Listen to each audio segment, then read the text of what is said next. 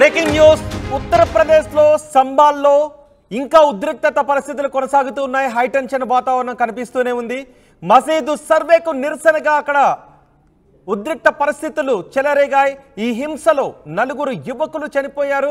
స్థానిక కోర్టు ఇచ్చిన ఆదేశాలతో అక్కడ సర్వే జరుగుతున్న సమయంలో సర్వేను అడ్డుకోవడానికి ఒక వర్గం ప్రయత్నించడంతో ఉద్రిక్త పరిస్థితులు చోటెత్తాయి. అక్కడ మసీదు ఉన్న చోట గతంలో ఆలయం ఉండేది అని ఇరు వర్గాల మధ్య ఘర్షణ చెలరేగుతుంది. ఒకసారి మీరు ఆర్టీవీ స్క్రీన్ పైన చూడొచ్చు. ఘర్షణ జరిగిన సమయంలో ఎంతెంత రాళ్లు విసురుకున్నారు. 2 వర్గాల నేతలు రాళ్లు ఎలా విసురుకుంటూ ఉన్నారో మీరు ఆర్టీవీ స్క్రీన్ పైన చూడొచ్చు. పోలీసులు కూడా భారీగా మోహరించారు. ఈ ఉద్రిక్త పరిస్థితుల్లో ఘర్షణల్లో 4 చనిపోవడం అత్యంత బాధాకరం. 4 చనిపోవడం దురదృష్టకరం. సుమారు 50 మంది పోలీసులకు కూడా ఈ ఘర్షణలో గాయాలయ్యాయి. సంబాల్ జిల్లాలో ప్రస్తుతం ఇంటర్నెట్ సేవలను కూడా బంద్ చేశారు. అక్కడ స్కూళ్లకు సెలవులను ప్రకటించింది ప్రభుత్వం. యూపీలోని సంబాల్ ఘటనపై ఇటు ఓవైసీ కూడా సీరియస్ అయ్యారు. ఆయన మాట్లాడారు. కాల్పులను తీవ్రంగా ఖండించారు. ఎంపీ అసదుద్దీన్ ఓవైసీ అల్లర్లను అదుపు చేయడానికి ఒక దశలో పోలీసులు కాల్పులు జరపాల్సి వచ్చింది. ఈ కాల్పుల్లో 3 మృతి చెందడంపై ఓవైసీ కూడా ఈ ఘటనను ఖండించారు. సంబాల్లో జరిగినవి ప్రభుత్వ హత్యలు అని ఓవైసీ అంటున్నారు. సంబాల్లో మసీదు 20 సంవత్సరాలకు ముందు నుంచి ఉంది అని ఓవైసీ అంటున్నారు. కోర్టు ఏకపక్షంగా ఎక్స్పార్టీ ఆర్డర్ ఇవ్వడాన్ని ఓవైసీ తప్పుపడుతున్నారు. సంబాల్లో చూడండి ఒకసారి ఆ దృశ్యాలు. సంబాల్లో ఎంత దారుణమైన పరిస్థితులు ఉన్నాయో. ఘర్షణల సమయంలో ఈ హింసలో 4 యువకులు చనిపోయారు. పోలీసులు కాల్పులు జరపాల్సిన పరిస్థితి వచ్చింది. ఒకరికొకరు ఒక వర్గం మరొక వర్గం మీద రాళ్లు రువ్వటం మొదలుపెట్టింది. అక్కడికి వచ్చిన సర్వే అధికారులపై కూడా రాళ్లు రువ్వారు. పోలీసులపై కూడా రాళ్లు రువ్వడంతో ఘర్షణ అరికట్టలేని విధంగా చేయి దాటిపోవడంతో ఘర్షణను అదుపులోకి తీసుకుని రావడానికి అక్కడ ఉన్న వర్గాలను అదుపులోకి తీసుకుని రావడానికి పోలీసులు కాల్పులు జరపాల్సి వచ్చింది. దీంతో 4 యువకులు చనిపోయారు. 50 మందికి పైగా గాయాలయ్యాయి. సంబాల్లో జామా మసీదు ఉన్న చోట గతంలో ఆలయం ఉండేది, హరిహర ఆలయం ఉండేది అని చెబుతూ ఉన్నారు. దీంతో ఇరు వర్గాల మధ్య ఎప్పటి నుంచో ఘర్షణ ఉంది. దీంతో స్థానిక కోర్టు ఆదేశాలు జారీ చేసింది అక్కడ సర్వే నిర్వహించమని. దీంతో సర్వే అధికారులు అక్కడికి చేరుకున్నారు. అయితే సర్వేను మరో వర్గం వ్యతిరేకిస్తూ ఉండటంతో అధికారులు సర్వే చేయడానికే ముందుకు వెళ్లడంతో ఒక్కసారిగా పరిస్థితులు అదుపు తప్పాయి. అక్కడ ఒక వర్గం రాళ్లు రువ్వడంతో పోలీసులు వాళ్లను అదుపు చేయడానికి అక్కడ నుంచి చెదరగొట్టడానికి ప్రయత్నం చేసింది. ఈ ఘర్షణ అదుపు తప్పి కాల్పులకు దారితీసింది. చూడండి ఒకసారి రాళ్లు ఎగిసి పడుతున్న దృశ్యాలు కూడా మనం చూడొచ్చు. పరిస్థితి ఒక వర్గం మరో వర్గంపై రాళ్లు రూకున్నారు. పోలీసులపై రాళ్లు విసరడంతో చల్లా చెదరుగా పడి ఉన్న చెప్పులు ఎగిరి పడుతున్న రాళ్లను కూడా మనం ఆర్టీవీ స్క్రీన్ పైన చూడొచ్చు. నిన్న మహారాష్ట్రలోని సంబాల్ ఉద్రిక్తతలతో కాల్పులతో మారుమోగింది. ఒక్కసారిగా ఉద్రిక్తతలతో అట్టుడికిపోయింది. అక్కడ ఇంకా హైటెన్షన్ వాతావరణం కనిపిస్తూనే ఉంది. ఒక్కసారి ఆ ఆడియో విందాం. అక్కడ ఘర్షణ జరుగుతున్న సమయంలో ఉన్న ఆడియో.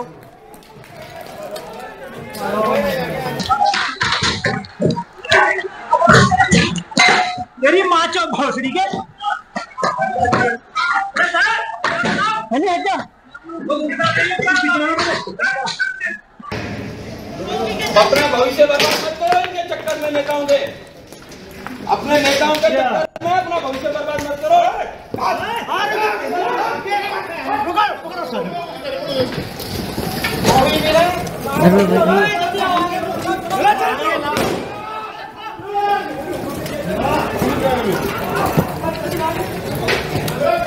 इस्तेमाल करना पड़ा। पुलिस ने कहा कि वो लोग जो यहाँ पर जो है वो नेतागिरी कर रहे हैं या नेताओं के चक्कर में आप जो है कानून व्यवस्था को बिगाड़ने की कोशिश कर रहे हैं, वो भरों की ओर चले जाए। ప్రస్తుతం ఇంకా సంబాల్ ప్రాంతం అంతా కూడా నివురుగప్పిన నిప్పులానే ఉంది. ఘర్షణలతో 4 చనిపోవడం, 50 మంది పోలీసులు గాయపడడం, మళ్ళీ పోలీసులు కొంతమందిని అదుపులోకి తీసుకోవడం, అదుపులోకి తీసుకున్న వాళ్ళ మహిళలు కూడా ఉండడంతో ఏ క్షణాన ఏం జరుగుతుందో అనే ఆందోళన కనిపిస్తోంది. ఓవైసీ అసదుద్దీన్ ఓవైసీ కూడా స్పందించారు. 200 ఏళ్లకు ముందు నుంచి అక్కడ మసీదు ఉంది అని ఆయన అంటూ ఉన్నారు. స్థానిక కోర్టు ఇచ్చిన ఆదేశాలను అసదుద్దీన్ ఓవైసీ తప్పుపడుతున్నారు. మా ప్రతినిధి గోపి ఉన్నారు పూర్తి సమాచారం అందించడానికి. ఎస్, గోపితో మాట్లాడే ముందు ఒకసారి అసదుద్దీన్ ఓవైసీ ఏం మాట్లాడారో చూద్దాం. देखिए, सबसे पहली बात तो ये है कि संभल की चंडोसी की जो जामा मस्जिद है वो कोई 50 साल 100 साल नहीं बल्कि 200-250 साल पुरानी मस्जिद है, उससे ज़्यादा है। वहां पर कोर्ट की तरफ से बगैर मस्जिद के जिम्मेदारों को कमेटी को सुने उन्होंने एक एक्स पार्टी ऑर्डर पास कर दिया, वो गलत है। दूसरा यह है कि एक बार तो आपने गलत ऑर्डर दिया, सर्वे हो गया, दूसरा सर्वे जब किया आपने किसी को इत्तला नहीं दी। तीसरी बात यह है कि पुलिस का ये काम था कि मस्जिद कमेटी को कॉन्फिडेंस में लेते या वहां की पीस कमेटी को। चौथी बात यह है कि जो सर्वे करने लोग आ रहे हैं वो प्रोवोकेटिव स्लोगन्स लगा कर आ रहे हैं, वो वीडियो उसका है, पब्लिक डोमेन में है। और उसके बाद जो वहां पर वायलेंस हुआ जिसमें 3 मुसलमानों को गोली लगी, उनकी मौत हुई, हम इसका कंडेम करते हैं। ये फायरिंग नहीं बल्कि मर्डर है। और जब से बाबरी मस्जिद राम मंदिर का जजमेंट आया, जिस बात को मैं पर्टिकुलरली कह रहा हूं कि उस जजमेंट के बाद ये सब चीजें खुलेंगी और एक के बाद एक खुल रही हैं। एएसआई प्रोटेक्टेड मॉन्यूमेंट सब बातें करने का एएसआई के कानून में नहीं है कि आप उसका रिलीजियस नेचर चेंज नहीं, कैरेक्टर चेंज नहीं कर सकते। किस बुनियाद पे कर रहे हैं ये, और आप किस बुनियाद पर अपने फेथ को दूसरों पे थोपेंगे? भाई कानून कोई चीज है ही नहीं है। जिस दिन कोर्ट में सुनवाई होती है उसी दिन ऑर्डर हो जाता है, उस दिन सर्वे भी हो जाता है। ये तो 1948 में ऐसे ही होता है बाबरी मस्जिद में। तो ये जो फायरिंग हुई है ये फायरिंग नहीं है, मर्डर है। और जो भी ऑफिसर्स इन्वॉल्व है उनको सस्पेंड करना चाहिए और एक सिटिंग हाई कोर्ट जज से उसकी इंक्वायरी होनी चाहिए। ये सरासर गलत है, जुल्म हो रहा है वहां पर तो संभल में। ఉత్తరప్రదేశ్లోని సంబాల్లో ప్రస్తుత పరిస్థితిపై సమాచారం అందించడానికి మా ప్రతినిధి గోపి మనకు అందుబాటులో ఉన్నారు. గోపి, ఇప్పుడు ఉత్తరప్రదేశ్లో సంబాల్లో నిన్న అల్లర్లు జరిగిన చోట ఎటువంటి పరిస్థితులు ఉన్నాయి? ఇప్పటికే ఇది హత్యలు అని అసదుద్దీన్ ఓవైసీ అంటున్నారు, ఇది రాష్ట్ర ప్రభుత్వ హత్యలు, పోలీసులు చేసిన హత్యలు అని ఓవైసీ అంటున్నారు. ఇప్పుడు అక్కడ తాజా పరిస్థితి ఏంటి?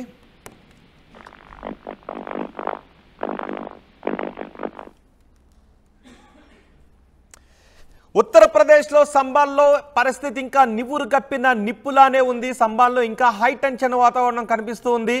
మసీదు సర్వేకు నిరసనగా అక్కడ హింసాత్మక ఘటనలు చోటు చేసుకున్నాయి. మసీదు సర్వే విషయంలో స్థానిక కోర్టు, లోకల్ కోర్టు ఎక్స్పార్టీ ఆర్డర్స్ని ఇవ్వటాన్ని అసదుద్దీన్ ఓవైసీ కూడా తప్పుపడుతున్నారు.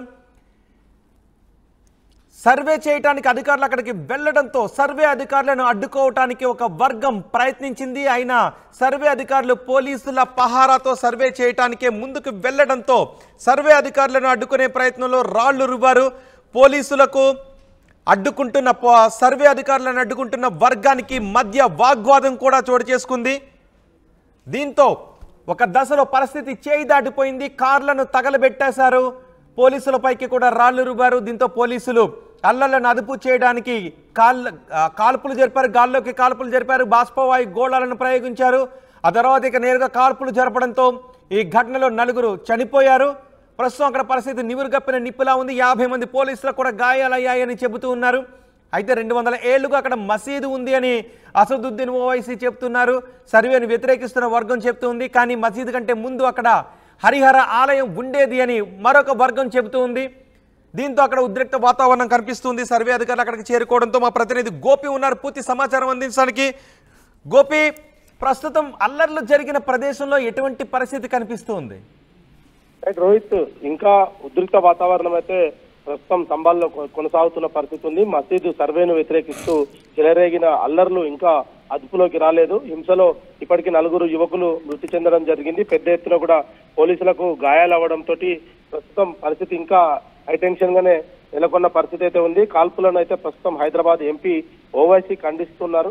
సంబాల్ మసీదుకు సంబంధించి దాదాపు 200 ఏళ్లకు ముందు నుంచి అక్కడ మసీదు ఉంది అనేది కూడా ఆయన చెప్తున్నారు. 200 ఏళ్ల ముందున్న మసీదుకు పరీక్షలు నిర్వహించాలంటూ కూడా కోర్టు ఏకపక్షంగా ఎక్స్పర్ట్ ఆర్డర్ ఇవ్వడం ఏంటి అంటూ కూడా ఆయన తప్పుపడుతున్న పరిస్థితి ఉంది. ఇప్పటికే అక్కడ సంబాల్లో ఇంటర్నెట్ సేవల్ని పూర్తిగా బంద్ చేసిన పరిస్థితి ఉంది.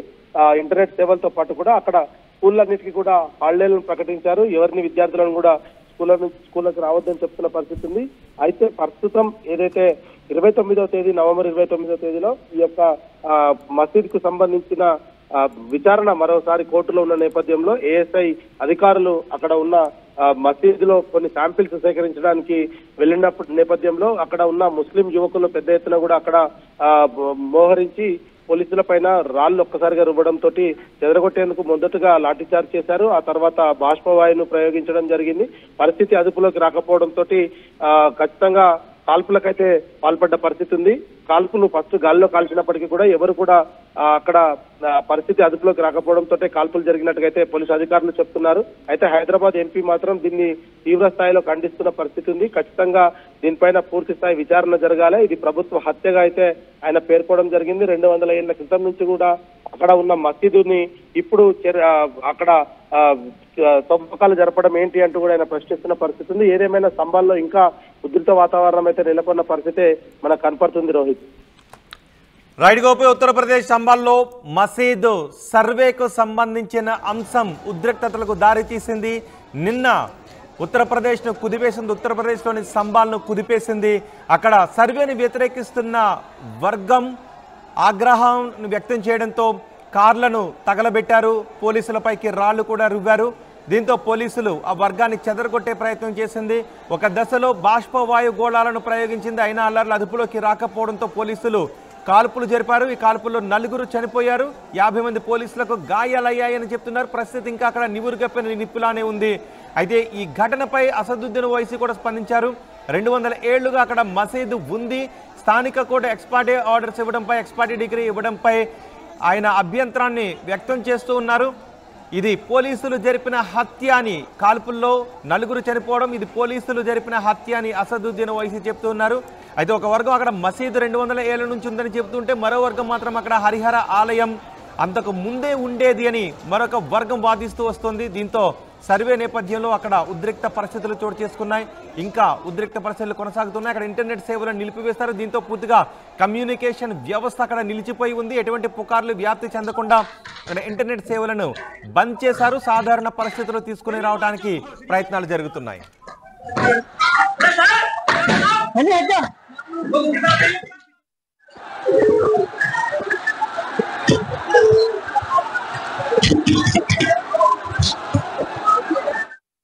ఆర్టీవీ యాప్ వార్తల్ని క్షణాల్లో చదివే అవకాశం ఉంటుంది. ఒక న్యూస్ పేపర్, ఒక టెలివిజన్ ఛానల్ మీ చేతుల్లో ఎప్పుడూ ఉంటాయి.